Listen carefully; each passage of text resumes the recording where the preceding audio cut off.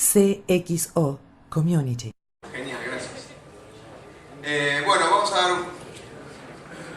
comienzo a esta parte intitulada Delitos informáticos no contemplados por la ley, ¿hasta cuándo? Como oradores, empezando de la punta, que va a actuar como moderador, es el doctor Miguel Sumer Elías, abogado, director en informática legal, profesor de la Universidad de Belgrano y la Universidad de Buenos Aires, doctor Salt, Marco Salt, que está acá más cercano a mí, abogado, profesor y director en Facultad de Derecho de la UBA, y el doctor Raúl Martínez Fasalari, abogado y profesor de la Universidad Austral y de la UCA. Bueno, Sumer, te dejo todo en tus manos. Bueno, gracias Oscar por la invitación y quería felicitarlos por la iniciativa porque este tipo de eventos son los que agregan valor al estudio porque generan conciencia y generan debate en estos temas que son por demás importantes. El panel que vamos a abrir ahora se llama Delitos informáticos no tipificados, ¿hasta cuándo? Y yo creo que más allá de la reforma que existió en el año 2008, cuando se incorporó la ley 26.388, que incorporó nuevas figuras delictivas al Código Penal, figuras que tienen íntima relación con la informática, las nuevas tecnologías e Internet, y en la cual Marcos ha sido partícipe en las comisiones de redacción, han quedado en el tintero varias figuras que no han sido contempladas por no haberse previsto, porque surgieron posteriormente. Figuras que se van a mencionar aquí. Así que los dejo. ¿Quién va a hablar? Raúl primero. Raúl Martínez Fasalari, que es también es coautor de un proyecto de ley sobre el grooming, que va a explicar qué consiste, y bueno, es una de las acciones que todavía no están tipificadas en el Código Penal. Raúl. Muchas gracias. Antes que nada, buenos días y muchísimas gracias por la invitación a los organizadores, realmente a todos ustedes por su presencia. Voy a hablar brevemente del proyecto, un poco una introducción general, y en realidad cuando uno escribe un artículo o sea, presenta un proyecto, lo interesante es ver qué pasa del otro lado y cuál es la repercusión, así que me encantaría en este ida y vuelta luego abrir opiniones, críticas o sugerencias para enriquecer, porque es un proyecto que he presentado, pero que falta el feedback de la otra parte. También corresponde públicamente agradecer a quien nos ha escuchado y ha impulsado el proyecto en la Cámara de Diputados, que fue la diputada Paula Bertol, que lo ha tomado, lo ha comprendido y ha impulsado este proyecto que les comento que hoy día tiene estado parlamentario. No sé la fecha en que va a ser tratado y que esperamos que sea a la brevedad para un lado o por otro, pero lo bueno es que se trate y que se discutan estos temas.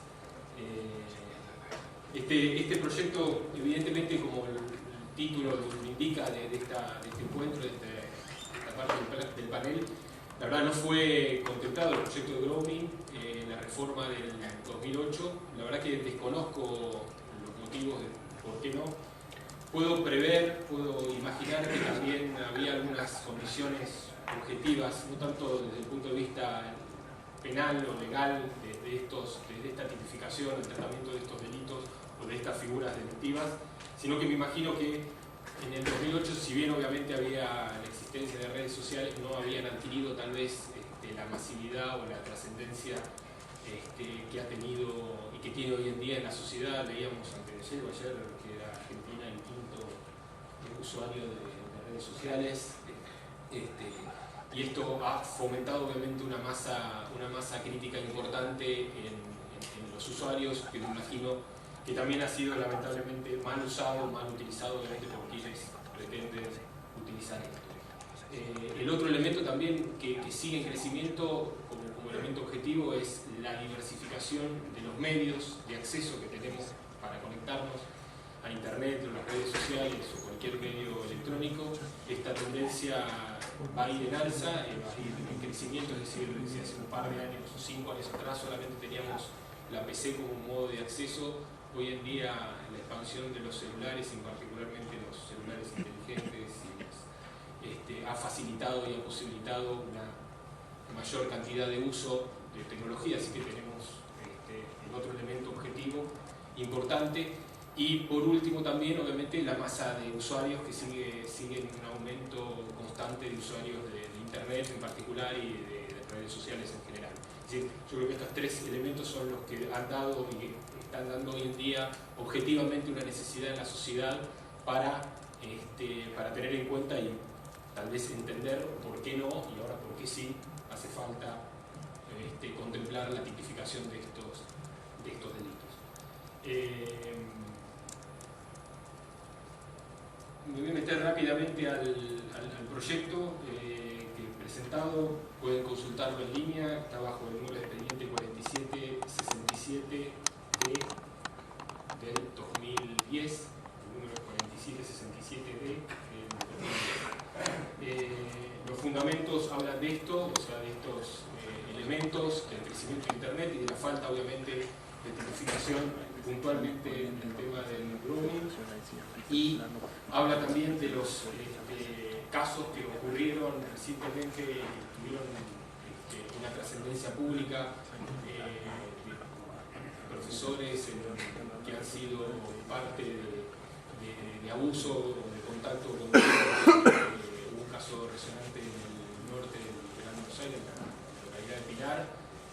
Hubo también un caso en el conurbano, es decir, se cita brevemente a esto. Hubo también un caso importante que participó un grupo de gente, profesionales de la salud, de psicólogos, que también tuvo relevancia. Entonces citan estos fundamentos y que todos había como un manifiesto previo al contacto con el abuso, el contacto, la generación de este vínculo previo. Habla también los fundamentos del tema de la masa crítica, esto que le decía, los elementos de acceso y masificación y conectividad, y de la necesidad, obviamente, de que no estaba contemplado en la reforma del 2008. Si bien en el 2008 fue un avance importante, y esto es indudable y así es reconocido, este delito no estaba contemplado. En el artículo, concretamente, lo que se ha presentado básicamente la tipificación que dice que será reprimido, se los leo para que no haya duda.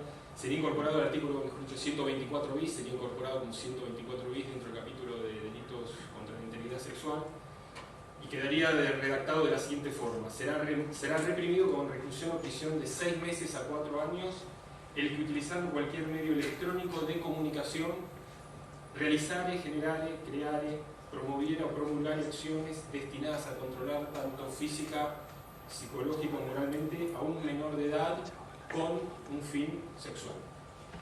Esta es la enunciación y el tipo penal con los verbos. Se trató de incluir cualquier tipo de vínculo, es decir, es el momento iniciático de la relación. Lo que se trata de contemplar es el momento previo, el momento en que el mayor de edad se pone en contacto con un menor de edad. Primer elemento, y si la duda que teníamos cuando lo redactábamos era si poníamos o incluíamos a mayores de edad en el límite o en la contemplación de este vínculo de confianza inicial, y por una decisión y por la discusión que tuvimos con quienes nos presentaron, decidimos que el límite era menores de 18 años. Arbitrariamente si quieren, pero está destinado exclusivamente a menores de edad. Y el tema de la palabra de control, que era el elemento, me parece, fuerte de esta tipicidad, también como un elemento de control y de todo aspecto, ya sea tanto en el físico, o sea, en la orden de generar algo hacia el menor, como también psicológico, el control psicológico y el control, obviamente, moral que logra este mayor con el menor. Entonces, teniendo esto, también se estableció, obviamente, las penas de 6 a 4 años, y tratamos de poner la mayor cantidad de verbos típicos: generar, crear o promover este vínculo de confianza, que es lo que constituye al grooming. Por un tema de redacción y de tratar de adaptarlo a la lengua española, se trató de evitar precisamente la palabra grooming, que es como se lo conoce típicamente en todas las publicaciones y en todo el mundo, y se le ha dado el nombre genérico de ciberhostigamiento. Pero la idea es este momento inicial en que el menor, el mayor, realiza una acción para ponerse en contacto, obviamente, con un menor de edad, para generar algún tipo de confianza. Y esta confianza, también el otro elemento, obviamente, delictivo, típicamente punible, sería el del fin sexual, exclusivamente. ¿Sí? Obviamente un mayor puede entrar en un vínculo con un menor, pero sí configura delito si el objeto final de esa relación o de ese apoderamiento o control es netamente un deseo de satisfacción propio o de terceros, el fin sexual como fin. Primera parte. El segundo párrafo hemos dado un aumento de pena. ¿Para qué? Aumentará de 2 a 4 años, o sea, se aumenta la pena mínima si en consecuencia de la acción descrita previamente, es decir, de este control o encuentro inicial virtualmente o por medio electrónico, se procede a encontrarse, se produce el encuentro físico. Es decir, aumenta la pena mínima si luego de iniciar la relación se produce un encuentro, y ya no virtual, sino físico. Simplemente, o sea, quedaría configurado como delito con estas penas si el mayor de edad cita o se produce el encuentro ya no virtual entre los menores, sino se logra el encuentro. Solamente el encuentro ya lo configura dentro de este segundo párrafo. ¿Sí? Y por último, como elemento ya del tercer párrafo, que aumenta de 3 a 6 años, es decir, ahí estamos aumentando ya la mínima y la máxima, si el sujeto responsable de esto, o sea, la conducta típica descrita precedentemente, logra ese encuentro con ese menor a través de una identidad falsa. Es decir, el tercer elemento que calificaría o que aumentaría la pena en esta figura del proyecto sería la utilización de una identidad falsa para lograr el cometido ¿sí? Esto es básicamente el proyecto que está en consideración.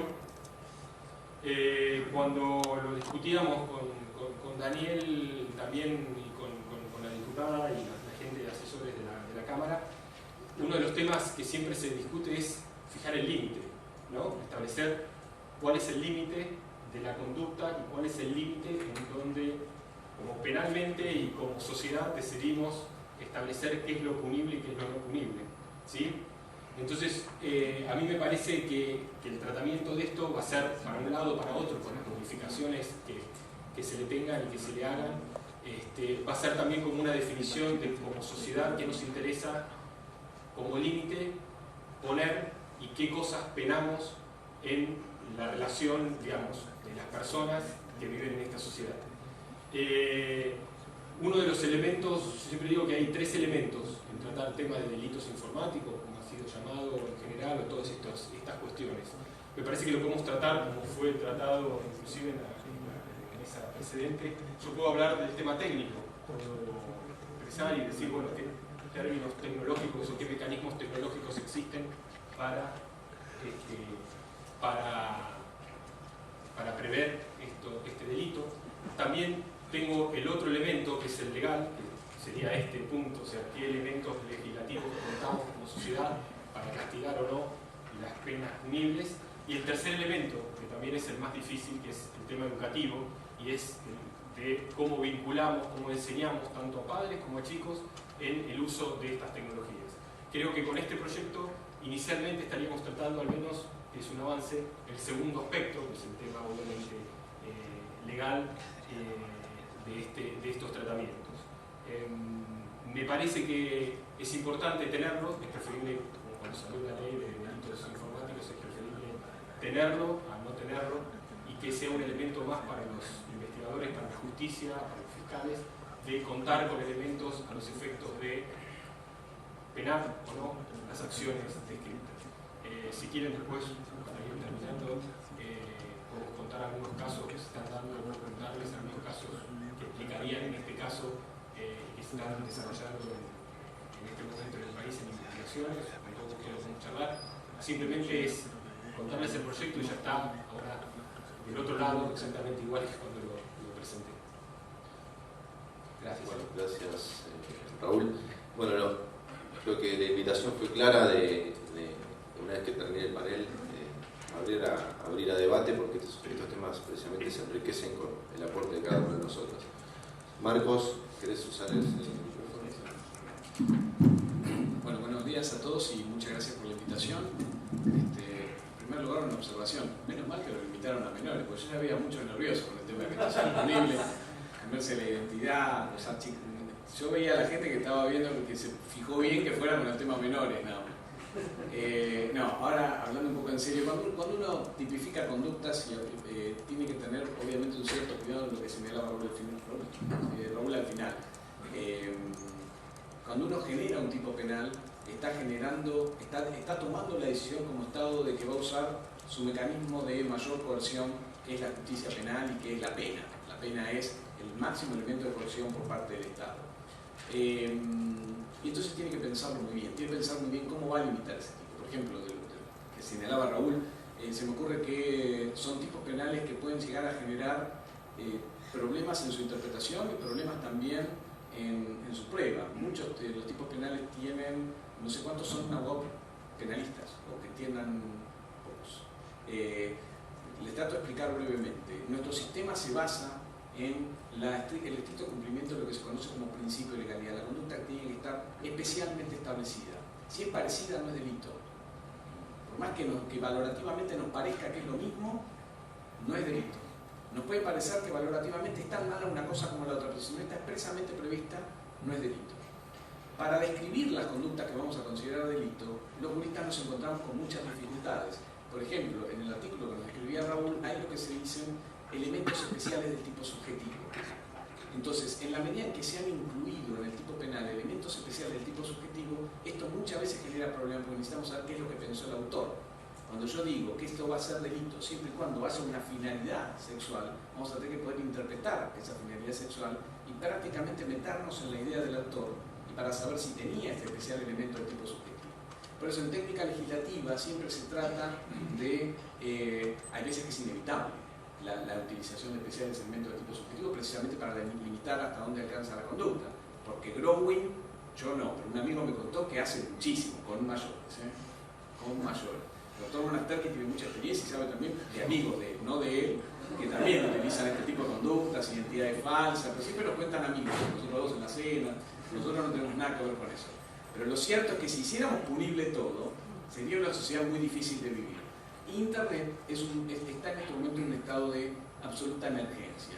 ¿Por qué está en emergencia? Porque se está comenzando a vislumbrar los graves peligros. Ya vimos los beneficios que tiene, pero ahora se está viendo, y todo el mundo está viendo al mismo tiempo, los grandes peligros que tiene Internet.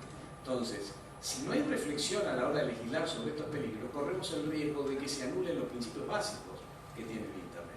Si ustedes ven las últimas resoluciones que hay en relación a contenidos, fallos en contra de Google, esto va a alterar el funcionamiento de toda la industria. No digo que esté bien, no estoy haciendo valoración, pero digamos que tenemos que ser muy prudentes en cómo vamos a legislar sobre Internet y nunca legislar sobre la emergencia. Tratar de pensar muy bien hasta dónde se limitan los problemas. Como tenemos poco tiempo, yo voy a tratar de hacer primero un análisis de un tipo penal, de una conducta que no está alcanzable. Voy a contar un poquito primero la historia de la ley de delitos informáticos, qué es lo que se trató de hacer, qué es lo que quedó sin legislado, qué es lo que probablemente falta. Digo probablemente porque quizás hay muchas conductas que uno dice, no, bueno, pero no está previsto en la ley. Y en realidad, con una sana interpretación de las normas que están en juego, sí está previsto. Digamos, hay muchas conductas que sí están previstas, que a veces el juez piensa en un principio que no está previsto y hay que quizás saber utilizar todo el plexo normativo para darse cuenta que sí pueden estar previstos.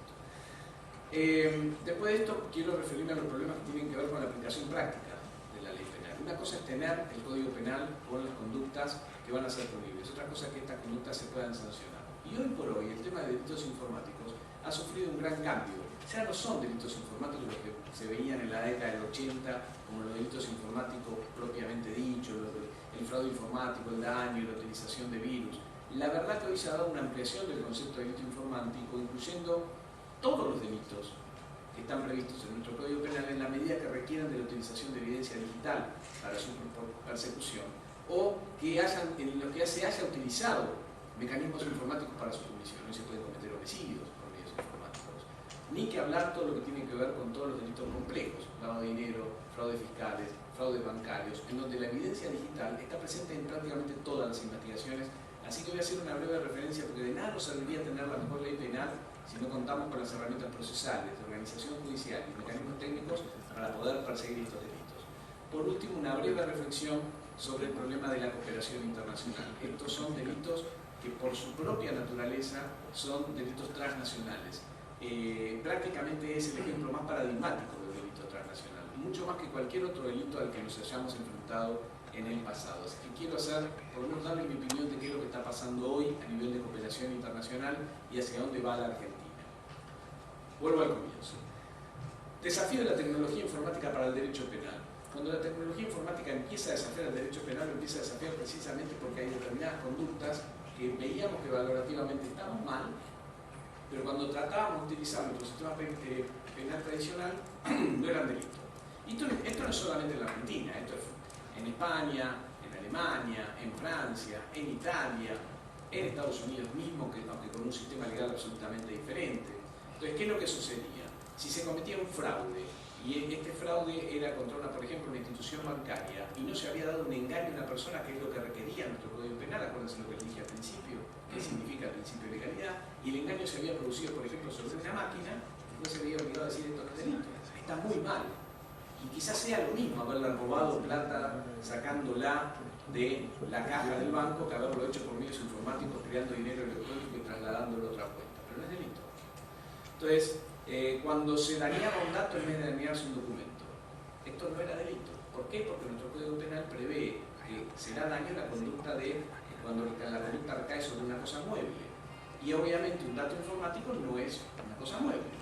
Este fue el primer desafío al que se enfrentó el derecho penal. Y esto generó la legislación alemana, la legislación española en el año 95, cambios en la gran mayoría de los países en la legislación de fondo. La República Argentina venía muy atrasada en este tema. ¿Y qué es lo que se trató de hacer con lo que hoy es la Ley de Delitos Informáticos, la ley del año 2008? Se trató precisamente de llevar a la Argentina al estadio de lo que son los estándares internacionales en esta materia. Y se tomó una decisión de política criminal que es no hacer una ley especial. Podemos discutir si esta decisión fue buena o fue mala, pero esta fue la decisión que se tomó porque no se quería alterar la economía punitiva del Código Penal, no se quería generar conductas que se vieran como más dañinas que el resto de las conductas o que se pusieran penas altísimas como sucedía en algunos de los proyectos que estaban en el Parlamento, sino que lo que se quiso es solucionar estos agujeros que había de interpretación de las normas penales para poder hacer sancionables estas conductas que no lo eran en base al principio de legalidad. Entonces, para poner un ejemplo, no hubo más que en el caso del fraude informático agregar un artículo al tipo penal de fraude estableciendo que también será considerado fraude cuando el engaño recae sobre una máquina y no solamente cuando recae sobre una persona. A los fines de entender que el daño informático se cometía, bastó con hacer un agregado en el tipo penal de daño, entendiendo que también se considerara como objeto posible del daño los datos y no solamente la cosa. Este fue el tipo de reforma que se hizo. Se incluyó el acceso ilegítimo como conducta nueva, la conducta típica del hackeo, hasta ese punto muy discutida en el derecho comparado, que se trataba de, en cierta manera, un adelantamiento a punir, a hacer sancionable actos que se consideraban actos preparatorios, porque en realidad el mero ingreso a un sistema informático no genera todavía un daño, no genera un fraude, no genera alteración de datos, y solamente un mero hackeo, con lo cual se está penando, digamos, se está haciendo un adelantamiento de la punición por el grave riesgo que genera el mero ingreso a un sistema informático ajeno. Esto es lo que se hizo. ¿Que pueden quedar conductas que hayan quedado afuera? Sí, pueden quedar conductas porque además van surgiendo determinadas conductas.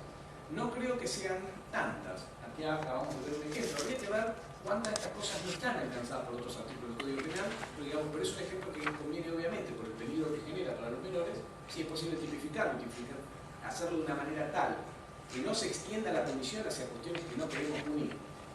O sea, que tengamos muy en claro cuáles son los límites de la punición y lo pensemos mucho, puede llegar a ser útil. El otro tema que hoy está en pleno auge de discusión normativa a nivel internacional es el tema del robo de identidad. Robo de identidad, usurpación de identidad, de acuerdo a la terminología que quieran usar, la última terminología de Naciones Unidas me parece más acertada, que es delitos relacionados con la apropiación de identidades, porque en realidad muchas de las conductas que se entienden como robo de identidad no son conductas que no estén en el Código Penal. De hecho, la gran mayoría de las conductas están en el Código Penal, y en la Argentina tenemos una tradición larguísima de tener estas conductas en el Código Penal y de casos en los tribunales. La utilización de una identidad falsa mediante la falsificación de un documento para sacar un crédito, para comprar teléfonos celulares, para todas las maniobras que ustedes se puedan imaginar, o por ejemplo para eludir la acción de la justicia, la creación de una identidad falsa, ya sea creación de una identidad falsa entera o el tema de usurpar la identidad de otra persona para no ser perseguido por un delito o para cometer un delito y no ser descubierto, son conductas que son conocidísimas en nuestro ámbito jurídico. Entonces, ¿por qué estamos pensando en qué pasa con el robo de identidad o con la usurpación de identidad si en realidad ya está en el Código Penal? Porque en realidad la informática ha modificado el peligro que tienen este tipo de conductas. Cuando los autores analizan este tipo de conductas, trabajan sobre la idea de 3 fases. Una, la obtención ilícita de los datos. La segunda, lo que es la venta y tráfico de estos datos que sirven para generar una identidad falsa. Y la tercera, su utilización.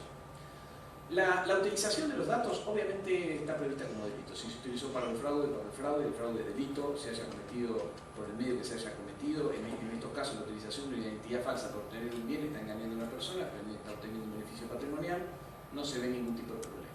En los estadios anteriores, lo que se conoce a nivel internacional como fase 1 y fase 2, ahí quizás podamos tener algún tipo de problema. Por ejemplo, la generación de programas para obtener datos de manera ilícita puede ser que no sea delito, si no lo prevemos como una conducta especialmente típica. Entonces, desde este punto de vista a nivel internacional se habla de una nueva categoría de delitos que es el robo de identidad, y se piensa en la posibilidad de hacer una tipificación homogénea de todo este tipo de conducta que en algunos países constituye fraude, en otros constituye robo, de manera tal de facilitar la cooperación internacional. Tipos penales homogéneos facilitan la cooperación. Cuando un país requiere cooperación judicial en materia penal, cuanto más parecidos sean los tipos penales, más fácil va a ser la cooperación y la búsqueda de prueba que es necesaria. Si es necesario o no, se está discutiendo, ya les digo, esto es discusión de hoy en Naciones Unidas, va a haber una reunión ahora en diciembre, por ejemplo.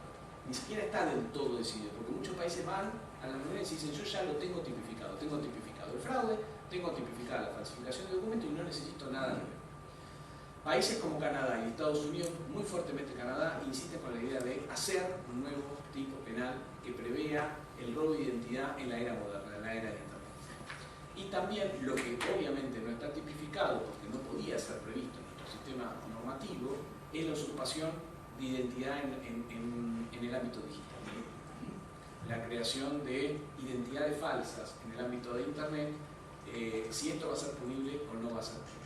Esto tiene sus riesgos, porque obviamente habría que sí generar algún elemento especial de tipo subjetivo, porque no es lo mismo ponerme macho 99 porque me quiero presentar en una red social de esa manera, sin ningún otro tipo de finalidad, que sí estar creándome una identidad falsa. Por poner un ejemplo, en Mercado Libre, para abusar de esa identidad falsa, subir mi puntuación y después estafar a la gente, digamos. O sea, son situaciones que entonces muchos países, por ejemplo, Colombia lo ha tipificado.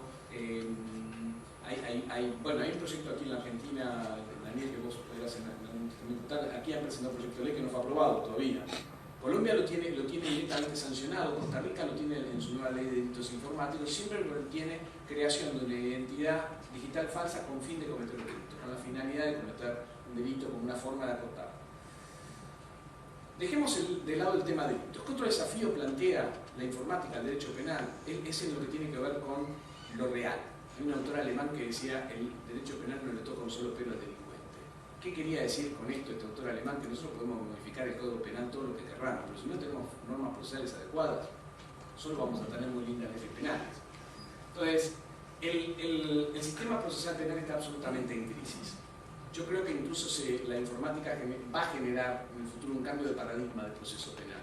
Esto hoy todavía no es posible de comprobar, un cambio de paradigma entendido en sentido científico, un cambio de paradigma.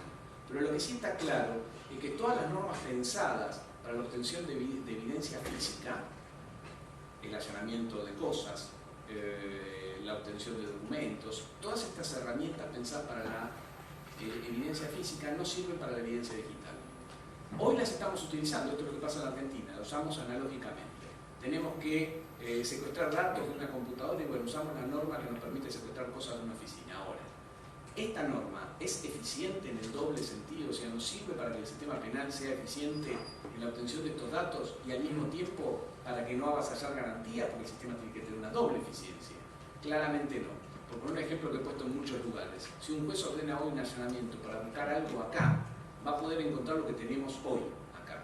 Cuando uno ordena allanar e ingresar a un sistema informático, no solo va a poder encontrar lo que hay acá hoy, sino que va a poder encontrar lo que hay acá hoy, lo que hubo acá hace 5 años, y va a poder encontrar también lo que veo desde acá, pero en realidad está en un servidor que está en Estados Unidos o está en España, digamos.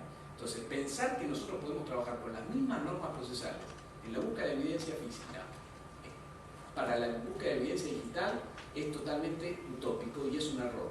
Yo soy un ferviente convencido de que hay que modificar los códigos procesales para adecuar la búsqueda de evidencia digital a estas nuevas realidades, y de hecho hay una comisión en la que estamos trabajando en un proyecto para modificar el código procesal sobre el que después podemos tratar de hablar. ¿Cuánto queda? ¿Un minuto? ¿Uno me das? 3 me digo. Pensé que 2 minutos real. Entonces, la necesidad de modificar las normas procesales y también generar los mecanismos institucionales para que esto sea posible. Fiscalías especiales, mejorar y profundizar los trabajos que se está haciendo en unidades especiales. Yo les podría contar después en la parte de charla un montón de anécdotas de cómo el desconocimiento por parte de los abogados, del sector judicial sobre cuestiones tecnológicas hace que se dependa totalmente de la ayuda que recibimos de esas unidades y que el juez ni siquiera comprenda de qué le están hablando.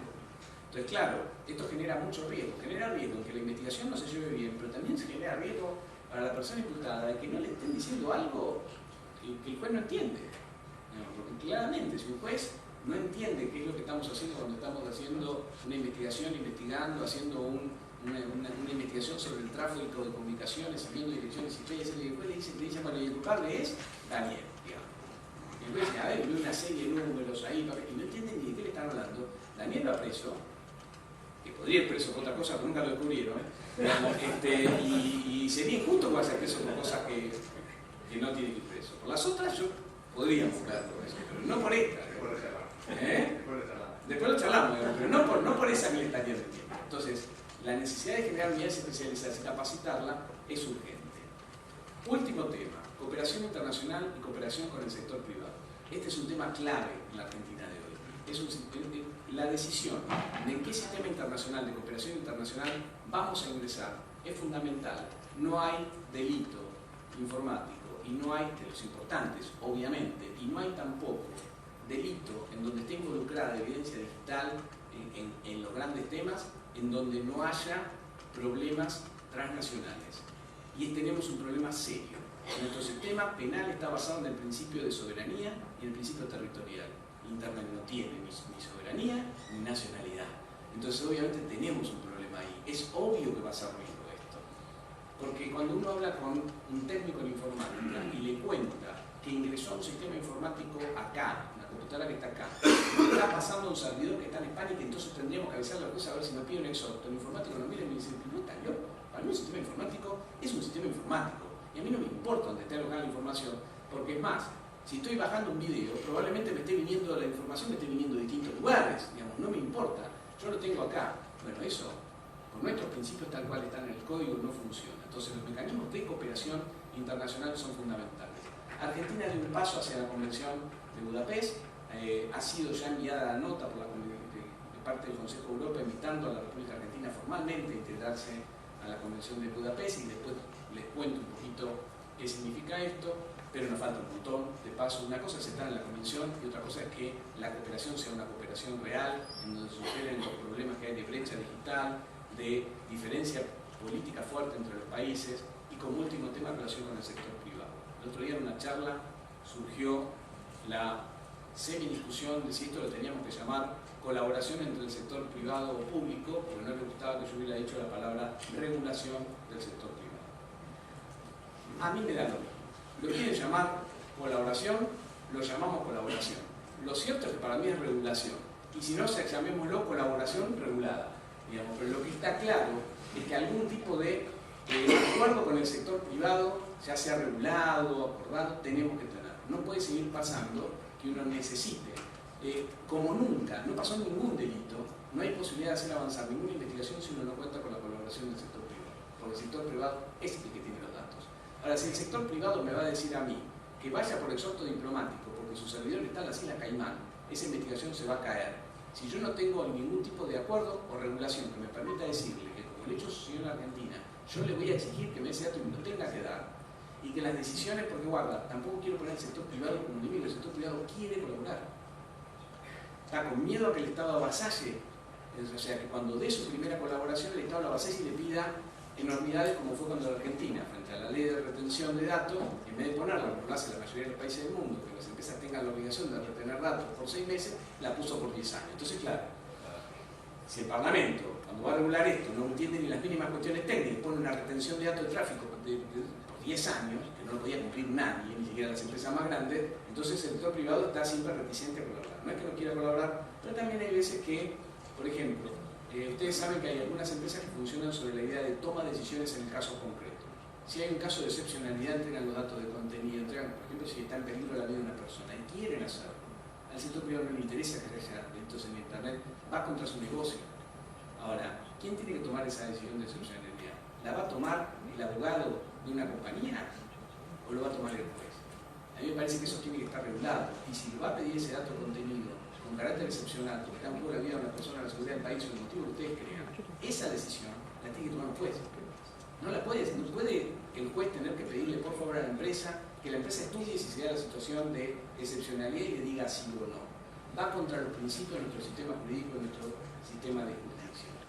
Bueno, les dejé planteados los problemas y quedo a la espera de preguntas. Gracias. Bueno, muchas gracias. Le damos un aplauso.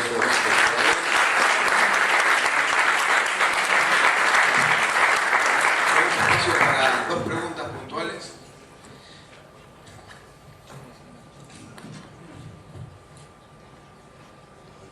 Gracias. Una pregunta.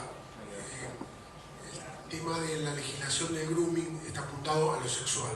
¿Hay algún proyecto que apunte a lo que es lo que sería el e-bullying o el acoso por medio de mensaje de texto, de publicación de perfiles falsos, en redes sociales, con objetos no sexuales, es decir, solamente con el solo hecho de molestar a la persona, sobre todo que se da mucho, se está viendo que se da mucho en casos de menores de edad. Quería saber si hay algún proyecto o tienen pensado un proyecto al respecto.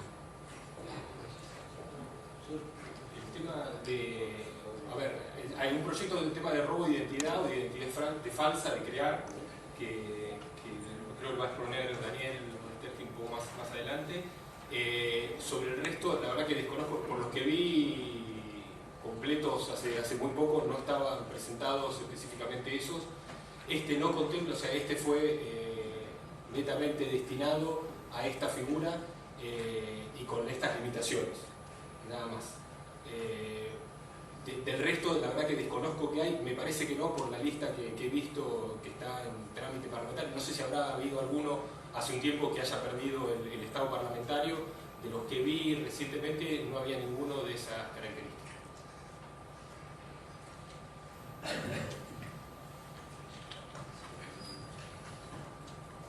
Quería preguntar al principio, cuando hicieron la descripción del proyecto, del artículo, me pareció entender que era solamente de un mayor hacia un menor. ¿No está contemplada la posibilidad de, ya que serían imputables 16 y 17 años, hacia menores de la misma o de menor edad? No, digamos, en el proyecto fue destinado exclusivamente a mayor hacia menor. La posibilidad esa, o sea, se planteó en alguna discusión y por una decisión legislativa política en el sentido de legislación, no fue incluido en la redacción. Supongo que el planteo va a surgir, me imagino, en comisión cuando se trate. Esto va a ser girado a dos comisiones, la de legislación penal y la de familia. Así que seguramente va a ser uno de los temas a tratar. Y otro de los temas también que marcó él, que les comento que surgió en alguna discusión en la presentación, fue también que se va a dar es el tema del acto preparatorio y de la tentativa para determinar a ver si esto va a ser, es un acto preparatorio o es efectivamente un acto o una tentativa que lleva sí o sí a la consumación del delito. Pero por eso me imagino que ese tema y el que estoy planteando, algún otro que surja, ahora lo recuerdo, posiblemente sean planteados en el caso.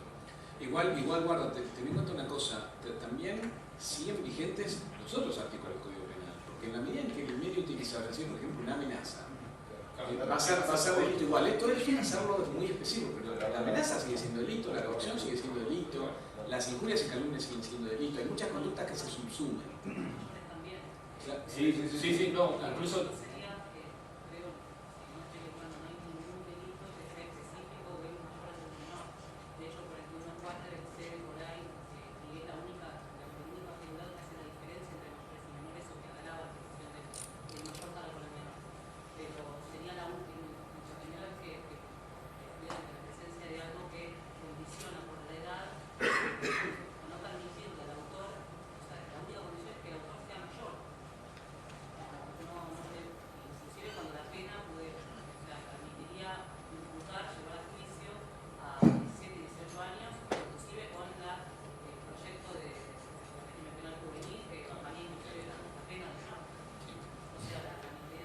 Sí, acá, te repito, o sea, fue la decisión concreta de imputar solamente a los mayores de edad que con este mecanismo tengan contacto o inicien el contacto. Y para aclarar, o sea, obviamente que después lo que ocurre, o sea, llegamos en la tipificación hasta, por ejemplo, cuando digo en el segundo párrafo, hasta el encuentro físico. O sea, después cualquier otro abuso o corrupción de menores está incluido en otros artículos.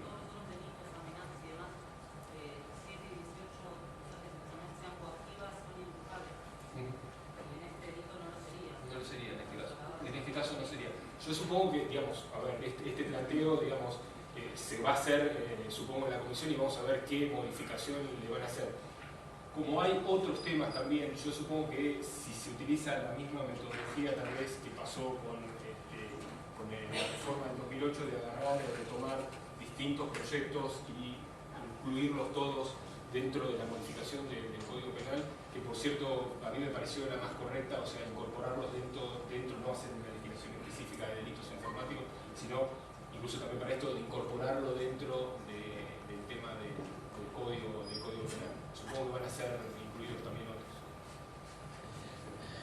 Miguel, Raúl, Marcos, muchas gracias. Perdón por el poco tiempo, pero tenemos una agenda ajustadísima. Un aplauso.